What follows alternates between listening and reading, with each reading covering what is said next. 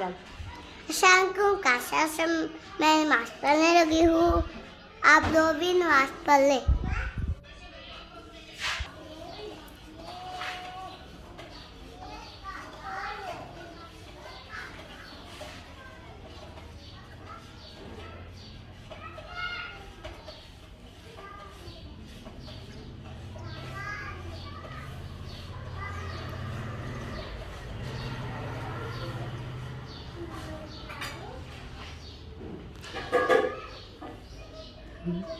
मां किन्ने सजदे देने आ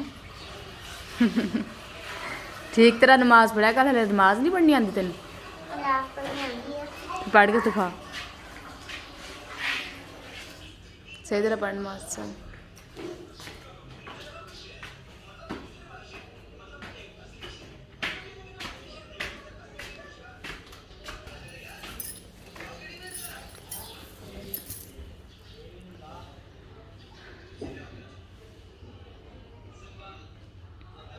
हम ऊपर वे जी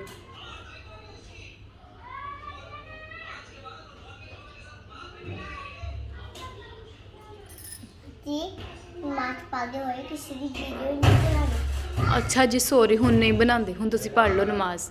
अल्लाह हाफिज़ बोल दे। अल्लाह हाफिज़।